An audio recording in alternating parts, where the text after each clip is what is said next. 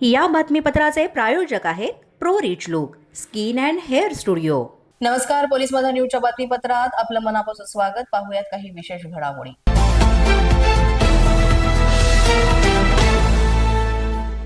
नाशिकच्या मालेगावमध्ये तुफान हाणामारी झाल्याची माहिती मिळते। हाणामारीचा हा व्हिडिओ सोशल मीडियावर सुद्धा व्हायरल झालाय आणि त्यानंतर दोषींवर कारवाईची मागणी मोठ्या प्रमाणात होतीये।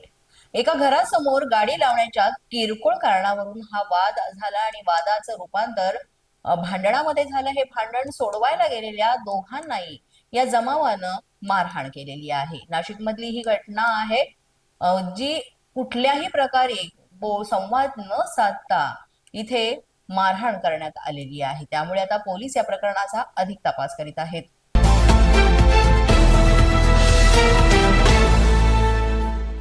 नांदेड शहरातील जुनागंज भागामध्ये अतिशय खळबळजनक घटना समोर आलेली आहे। या ठिकाणी एका तरुणीने चक्क आपल्या प्रियकराच्या मृतदेहाशीच लग्न केलंय आणि त्याच्या नावाचं कुंकू देखील तिने लावून घेतलंय। एवढंच नाही तर या तरुणीनं तिच्या प्रियकराची हत्या करणाऱ्या आपल्या वडिलांना आणि भावांना फाशीची शिक्षा दिली जावी अशी मागणीही केलेली आहे। या तरुणीचा प्रियकर सक्षम ताटे याची तिच्या वडिलांनी आणि भावांनी तसंच त्याच्या मित्रांनी मिळून निर्गुण हत्या केली आहे। सुरुवातीस सक्षमवर गोळी झाडली गेली, त्यानंतर त्याच्या डोक्यात फरशी घातली गेली, त्यामुळे सक्षमचा दुर्दैवी मृत्यू झाला। विशेष म्हणजे तरुणीचा प्रियकर हा तिच्या भावाचा मित्र देखील होता, मात्र तरीही अगदी निर्घृणपणे केवळ जात वेगळी असल्यामुळे तरुणीच्या प्रियकराला मारहाण करण्यात आली आणि यामध्ये त्याचा मृत्यू झाला। तरुणीच्या घरी त्याचं येणं जाणंही होतं, मात्र त्यांच्या प्रेमाची ही भनक लागल्यानंतर या प्रेमास तरुणीच्या घरून प्रचंड विरोध झाला होता आणि त्यानंतर ही संपूर्ण घटना झालेली आहे।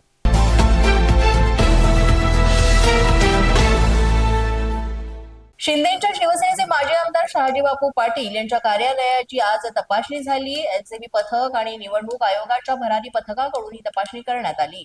सांगोल्यातील उत्तर सभा संपल्यानंतर पोलीस पथक शहाजी बापू पाटील यांच्या कार्यालयात पोहोचले।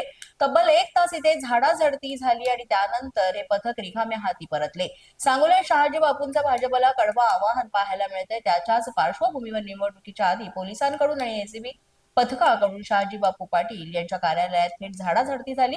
मात्र 1 तास झाडाझडती झाल्यानंतर कुठल्याही प्रकारचं असं अवैधरित्या कागदपत्र किंवा काही इतर सामान सापडलं नाही, त्यामुळे रिकाम्या हातीच त्यांना परतावं लागलं।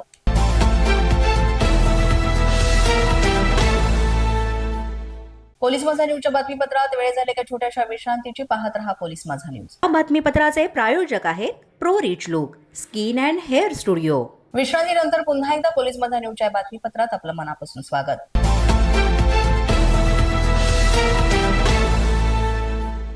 पुण्यामध्ये सोन्याच्या दुकानात दरोडा टाकण्याचा प्रयत्न झाला होता, मात्र हा प्रयत्न फसलेला आहे। आरोपींना पोलिसांनी ताब्यात घेतलेला आहे आणि आणखी 2 जणांचा या प्रकरणात पोलिसांकडून शोध सुरू आहे। पुण्यातील कोंडवे धावडे आणि शिवणे येथील 2 सोन्याच्या दुकानामध्ये दरोडा टाकण्याचा हा प्रयत्न केलेल्या आरोपींना पोलिसांनी ताब्यात घेतलाय। 4 जणांना उत्तमनगर पोलिसांनी रात्री नांदेड सिटी परिसरातून पकडलं आणि आणखी 2 जणांचा शोध सुरू आहे। 29 नोव्हेंबरला संध्याकाळी शिवणे आणि कोंडवे धावडे येथील या 2 ठिकाणच्या सोन्याच्या दुकानात हत्यार घेऊन 4 ते 5 जणांनी मालकाला मारहाण करून दरोडा टाकण्याचा प्रयत्न केला होता, तर आरोपींना आता ताब्यात घेण्यात आलेला याचा पुढील तपास पोलीस करीत आहेत।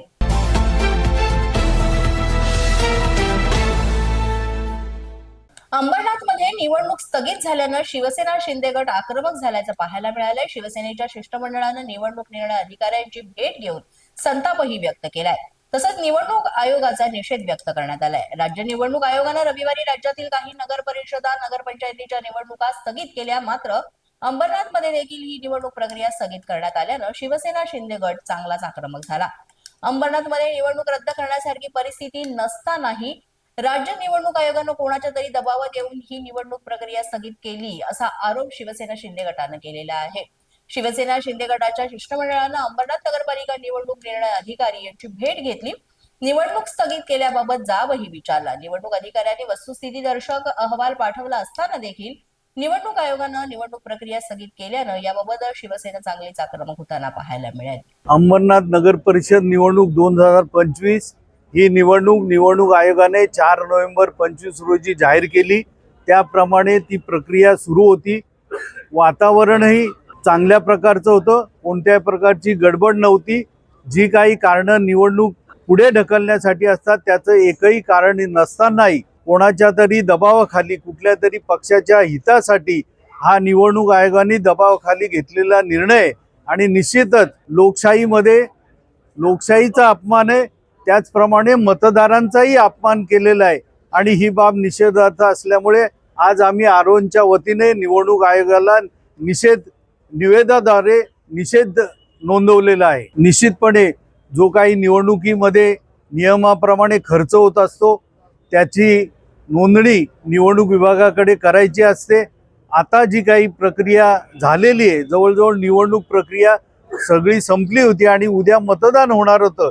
अशा वेळेला हार मानून आणि निवडणूक आयोगाच्या माध्यमातून दबाव आणून हा जो प्रकार झालाय तो निषेधार्थ आहेच. परंतु आता गेल्या 25 वर्षापासून अंबरनाथचे मतदार हे शिवसेनेला विजयी करत असतात. शिवसेनेच्या माध्यमातून अंबरनाथचा विकास होत आहे आणि जो काही निवडणूक कालावधीमध्ये प्रचार झाला त्यामध्ये हमखास पुन्हा एकदा मतदार शिवसेनेला यश देणार हे निश्चित झालेलं असताना रडीचा डाव खेळून हा प्रकार केलेला आहे आणि कोणतंही कारण नसताना कारण नसताना ही निवडणूक पुढे ढकलण्यात आलेली आहे. कोणतंही कारण कोर्टाचा असू द्या, नियमाचा असू द्या, या बाबतीमध्ये घोळ नसताना, गडबड नसताना जाणीवपूर्वक शिवसेनेसाठी हा निर्णय घेण्यात आलेला आहे. याचा अर्थ निश्चित आहे की तुम्ही बिंदास राहा, लोकांच्याकडे पाहू नका, मतदारांकडे पाहू नका. आम्ही निवडणूक विभागाच्या दबावाखाली ही निवडणूक जिंकू असा काही संभ्रम निर्माण करण्याचा प्रयत्न केला जातोय. अंबरनाथचे मतदार शून्य आहेत. त्यांना माहिती आहे शहराचा विकास कोण करतंय आणि गेले 25 वर्ष या शहराचा विकास कोणी केलेला आहे. त्यामुळे आम्ही निश्चिंत आहोत. अंबरनाथकर आम्हाला यामध्ये यश देतील.